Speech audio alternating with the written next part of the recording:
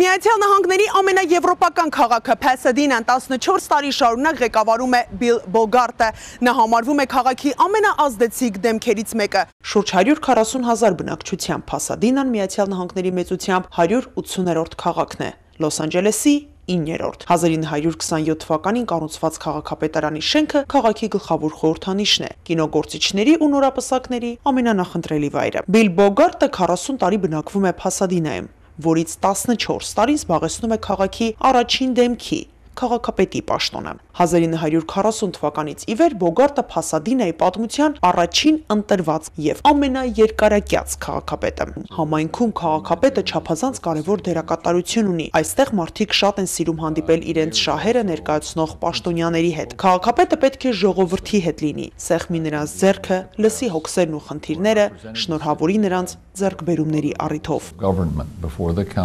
Փասադինայում բնակվում են նաև մեծ թվով հայեր, ինչպես է գնահատում հայ համայնքի ունեցած դերը այս քաղաքում։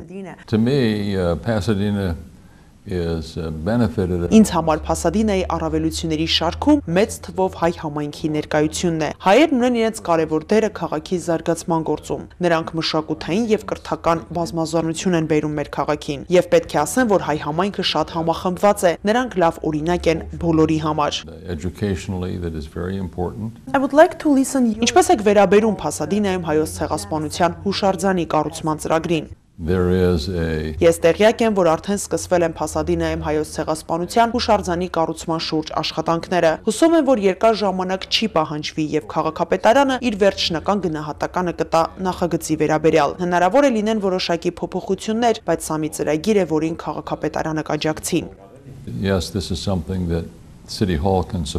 Փասադինայում մեծ ժողովրդականություն վայելող քաղաքապետը աշխատում է ամեն օր, հանդիպում է ծանոթ անծանոթներին, լսում նրանց խնդիրները, հպարտ է, որ կարողանում է քաղաքականությունն ու ընտանեկան կյանքը հաջողությամբ համատեղել։ Արմինե Ամիրյան, Վարդգես Տիգրանյան, Armenia հեռուստաընկերություն, Միացյալ Նահանգներ։